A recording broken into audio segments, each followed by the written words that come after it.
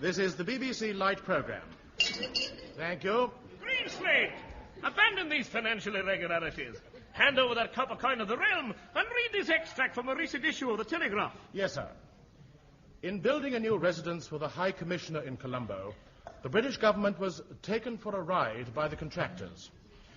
A witness at an inquiry said a semicircular settee cost £420. Which naturally brings us to the highly esteemed Goon show. Scene 1, we continue with the inquiry. That's all very well, but why a semicircular city? Because, sir, it was for the use of a semicircular vice-consul. Oh. What about Naafi? Has the Minister of Works anything to say? What about the Ministry of Works? Where is he? Oh, I chose all that furniture myself. I chose all that What furniture is all this about? What are we all here What for? about our loves in Korea, then? What about the... Loves in... Wait, let me finish let me say. I said, what about the drains in Hackney? What about the drains in East Finchley? Never mind them in Finchley. I don't I get live it, in yeah. Hackney and the drains pong. The Welsh reaction reason. Shut up, Mr. Benny. What about all this washing outside number 10? That's what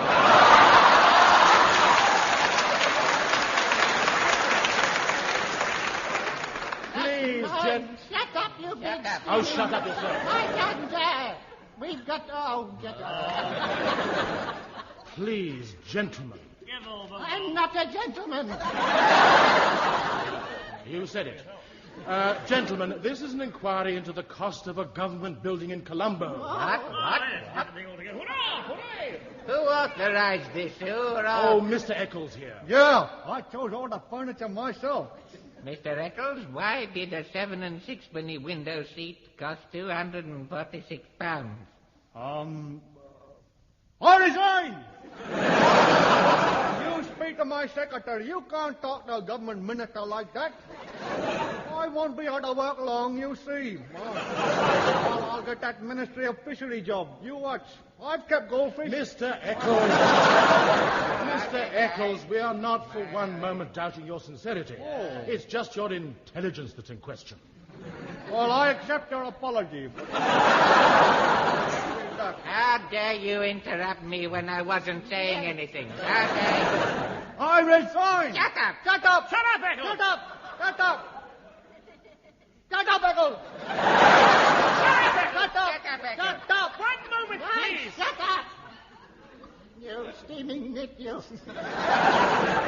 Beetle noddle-noo.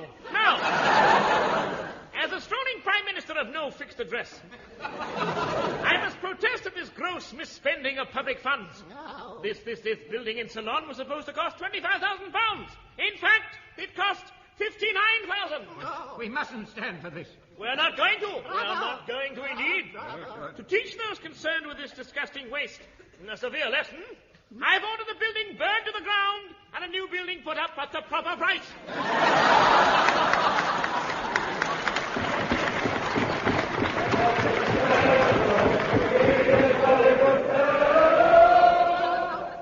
Thank you, lads. Thank you, lads.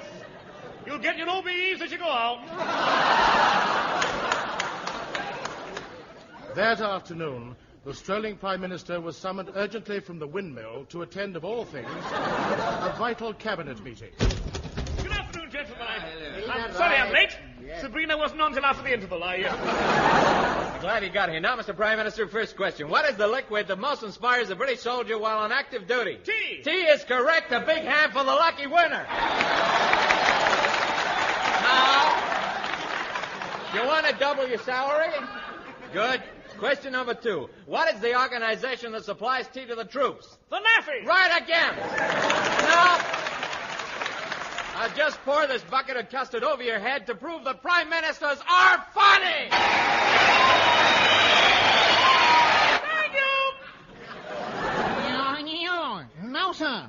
We want you to peruse these vital secret plans. I'll read them tonight in bed. What? And now, gentlemen, I want you to peruse these plans. You? What are they, sir? The new secret tunnel between the House of Lords and the Folies Bergère. But, sir, I thought we were cutting down on this sinful national expenditure. Of course we are. We haven't built any lighthouses in the Strand this year. and besides, we've cut the tunnel estimates down to the barest essentials. You mean there'll only be once every round blobs? Yes, and only plain silver chandeliers. I resign. Why? I don't know. Well, shut up. Shut up! Shut up! Shut up! Please, let's not start that again. Please. Gentlemen, now don't forget, economy is the watchword. Blackrod? Yes, sir.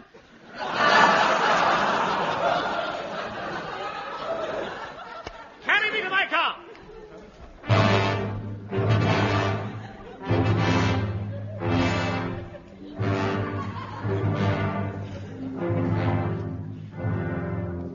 That night in bed, Britain's strolling Prime Minister unrolled the secret document.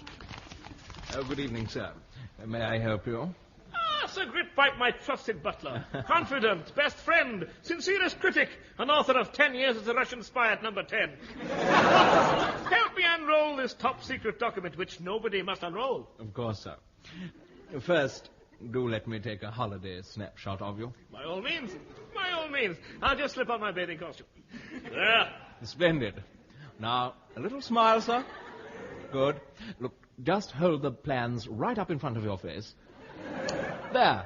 Thank you very much, sir. Thank you. Now, Gritpipe, read these plans to me. No, wait. What? No one must see these plans. Put on your dark glasses and look the other way as you read them. Certainly, sir. Anything for the old country. Good. And to make doubly sure, I won't listen. Now, what are these plans? Now, let me see. Scamps and skins and skins. Farthingale on the clouds and the shower in the greens. Good heavens, sir. It's a plan of a new guided Naafi. A self-contained missile capable of carrying 82 staff, 10 Naafi pianos, 60,000 gallons of tea, and 12 tons of buttered crumpet being shot 6,000 miles up and set fully operative at point of impact in 16 seconds. It sounds quite impossible. You think so? Give me that phone. Hello? Tell the Naafi launching site at Rockall to launch the prototype guided Naafi to Malaya and report on arrival. I'll show you, old faithful servant. Yes? Naafi manager Kuala Lumpur here. The old tea's ready now, sir. There you are. Shot to Malayan and set up in 7 seconds. Gad, what a fiendish weapon. With this, Britain is unbeatable. Yes. What a pity we can't build more. Economy, you know. After all, the country can't afford tunnels to the Folies Bergère and guided Naafis, can we? Shh, quick! Hide these plans. Here's Max Gilbert.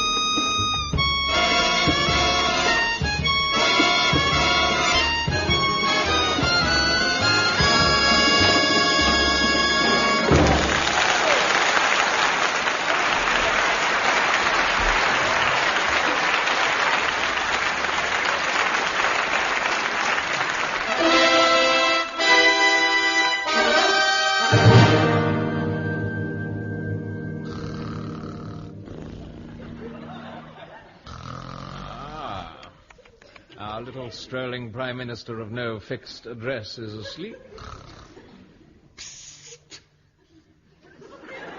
Who's that? How do you spell it?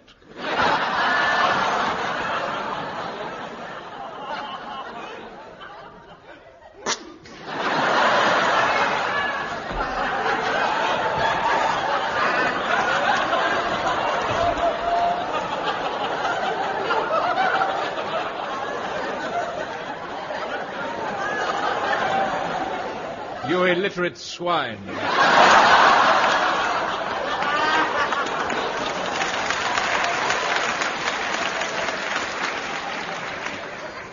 It's Moriarty. Where are you? Here, in the piano.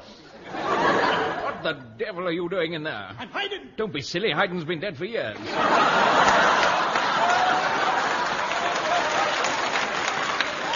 Silence! I don't wish to know that. Neither do I. I say, look here. Now help me out. I'm disguised as one of the piano strings. Which string are you? I think I'm a G string. So that's why I can't see you. Now then, I'm not sure which string I am, so you better play a scale. Do, No? re, No? mi. Me, that's me. Help me out. Thank you. Good heavens, Moriarty, you're 2 feet taller than you used to be. How did that happen? Some swine sent in a piano tuner. Well, you always were musical. Now, Moriarty, I want you to photograph this photograph of the guided Naafi plan. Record it on tape. Swallow it. Raise your right leg and flee the country. Farewell. What's going on down here? Nothing, sir, nothing at all. That's funny, Grippipe. I thought I heard the sound of a man photographing the photograph of the secret plans, recording them on tape, swallowing them, raising his right leg, and fleeing the country. Quite impossible. We were whispering. Sir. I'm sorry. I must have been mistaken. Answer that phone. What for? That one. Give it to me. Hello? This is the manager of the guided Naafi at Kuala Lumpur, sir. Do you want this tea we brewed up, or shall we throw it all away? Certainly not. I will not tolerate waste. How much tea is there? 10,000 cups. Right, keep it on the boil. I'll attend to it. Grippipe, we're going to Malaya. Prepare airliners to carry 10,000 troops. Tell them we're going to Malaya for tea. That will mean tropical kit, sir. Tropical kit, I love that woman. Oh, you mean uniforms? Yes, yes. Yes, we'll have the mission at once. You will have your little joke. Yes, needle noddle. Isotopes, Peru. No expense must be spared to see that this tea is not wasted. A watchword is still economy. Right, sir.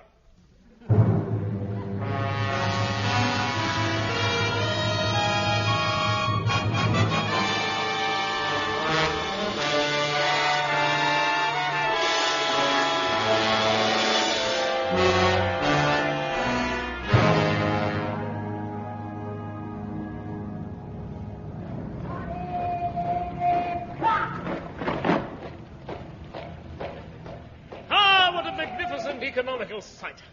1,200 planes, 10,000 men, all pledged to avert tea wastage. Well, goodbye, Grippipe. Oh, just a moment, sir. It's 10 to 12. Well? Time for your OBE, sir. Say R. Oh, that's better. Well, goodbye, Grippipe. Goodbye, Charlie. My name's not Charlie, it's Neddy. I know, but somehow I always think of you as Charlie. Thank you. Farewell, friend. Hello, Grippipe. Moriarty, where are you? I'm hiding in the lining of your underpants. Fool. What are you doing there? I couldn't get out of the country with the plans. Why not? The fares have gone up again. Great heavens. Wait a moment. We'll travel free, Moriarty. How? We'll reach Moscow via Malaya. Now, quick. Crawl through this photograph of the hole in the fuselage of this aeroplane. Right, go. Right. We're in. Good. Now throw away that photograph of the hole before we fall out.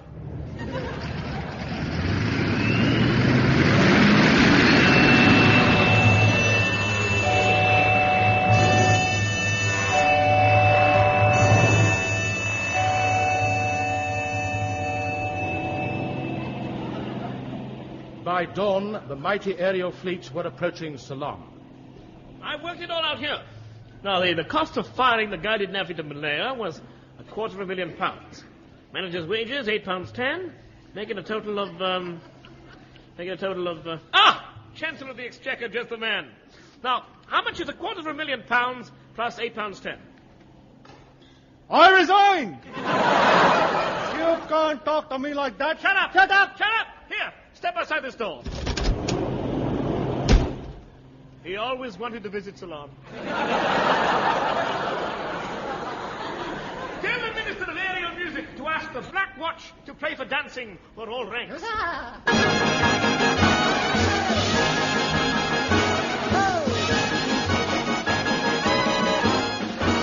Yeah, she's a three-handed woman. A three-handed woman.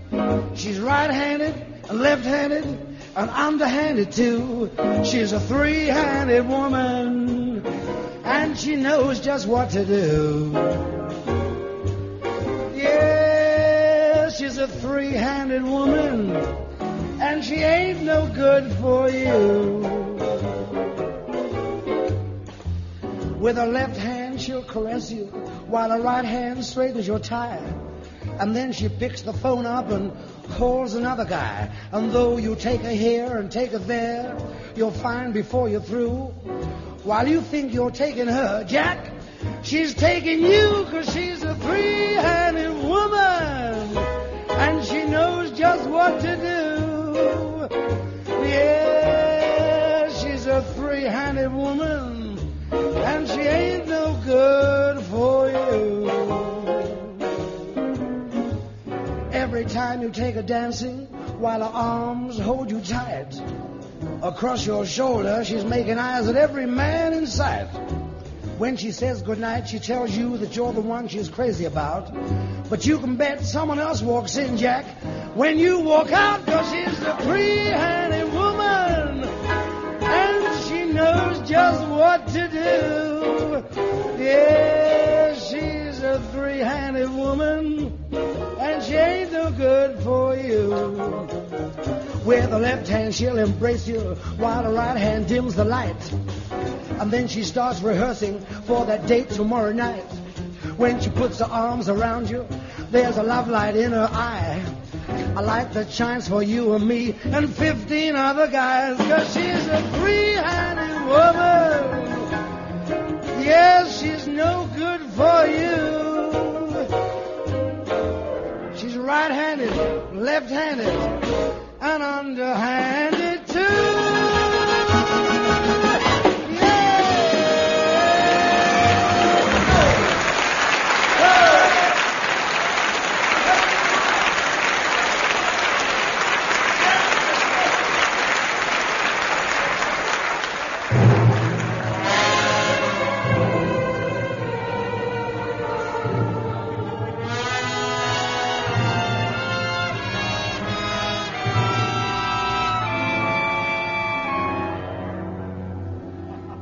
That night, the aerial armada landed, and the troops under Major Bloodnock bivouacked in the steaming jungles, a mere day's march from the guided Naafi.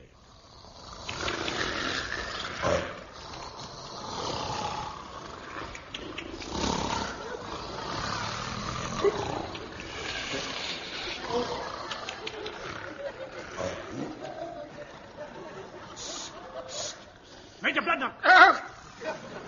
Don't come in my tent yet, please, just a moment. Good night, darling. I'll see you later. Good night, darling. Yes, out you can. Come in. Thank you. Now, Major Bloodnock, A civilian. How dare you enter my tent, sir? that's the only way I could get in. Oh. For all you know, I might have had some ladies in here. Get out. Be quiet, or I'll tell them who sold those 3 cardboard tanks. What? It's all lies. In any case, they never paid me. Is there no honesty? Do you know what happened to me last night? No. Thank heaven for that. Now then.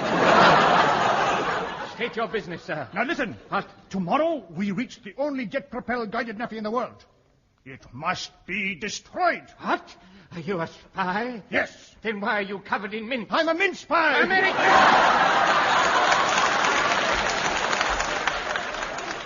They wish to know that Merry Christmas to you too. Now listen, would you be willing to sabotage this secret guided Naafi? I'll have you know that I am a patriotic English gentleman, sir. And what does that mean? It means I'll only do it for money. Very well. Here is a carbon copy of an imitation £100 note. Wait a moment. How do I know this carbon copy isn't a forgery? How? Look here. Here's a life-size oil painting of me robbing the bank with it. But it shows you clean-shaven. I was wearing an invisible beard. Great! Malleable lumps of steaming sun. I apologize. You Chinese think of everything. But I'm not Chinese. Then you must have forgotten something. You should be more careful. Give me the money. Thank you. Now then, what do I do? Now listen. All has been arranged. Hand this parcel of explosive sausages to the guided Naafi manager. Right. Gad, there he goes, off to join Grip Pipe Thin in an attempt to reach Moscow with a photograph of the plans. See page 4 of the script. Any questions? Good. Part 5. Arrival at the Naafi.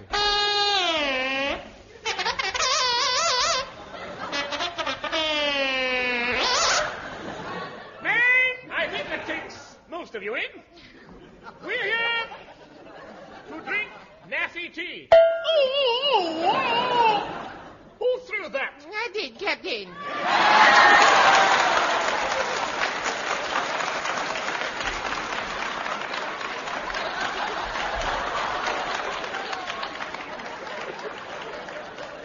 Who are you little tea-stained, crumpet-ridden idiot? I am a little tea-stained, crumpet-ridden idiot. Thinks I'm a little tea-stained, crumpet-ridden idiot. Great larrups of dongle. He thinks he's a little tea-stained, crumpet-ridden idiot. Yeah! Don't shout so loud. You'll wake up the Minister for Defense Against Surprise Air Attacks. I'm awake and I resign. Good. And as you're out of work, you can fill a vacancy that's just occurred. What? We need a Minister for Defense Against Surprise Air Attacks. Fine. Okay, Blue Bottle, address the men. Yeah. Sergeant Men of England, you have been brought it here to drink all this lovely, thick, brown, lukewarm Naafi tea. Drink and be merry, I say. Why don't you come back home?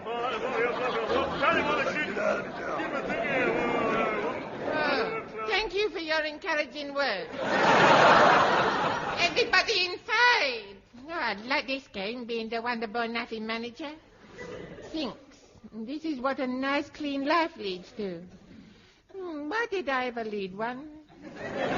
Hello, my good man. Oh, hello, Lord Echo. Hello, Lord Eccles. Are you the minister's of food? Yeah, well, look, here.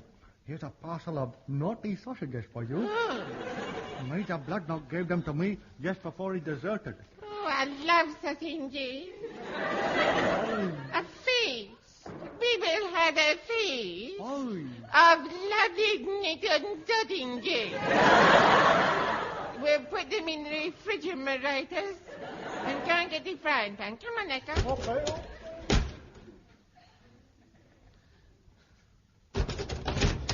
Keep going, Moriarty. We can't be far now. Yes.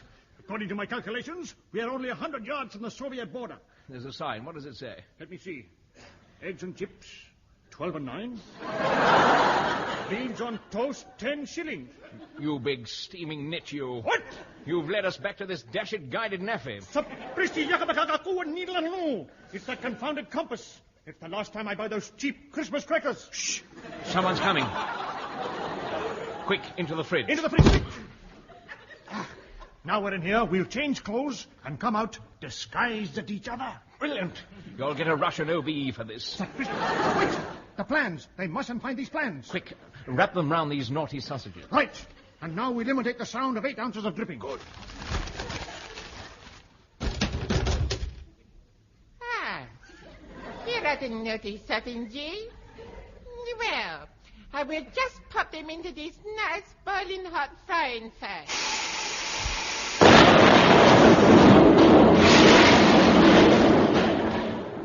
So that's why they call them bangers.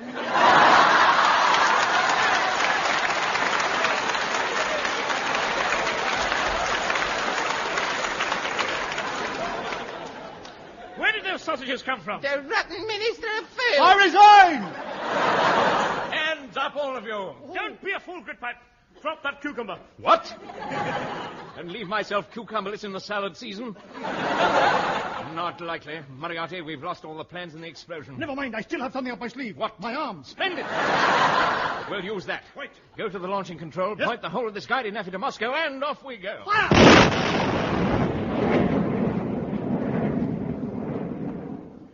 And that is how, 15 seconds later, under Sir Neddy Seagoon's great economy drive, the lucky natives of Aldershot were delighted to find a fully operating £3 million Naafi in their midst. Aldershot? How have we come to Aldershot? That's the last time I buy a box of those cheap Christmas crackers. You steaming Nick! That was The Goon Show, a BBC recorded programme featuring Peter Sellers, Harry Seacombe and Spike Milligan, with the Railington Quartet and Max Gelray. The orchestra was conducted by Wally Stott, script by Spike Milligan, announcer Wallace Greenslade, the programme produced by Peter Eaton.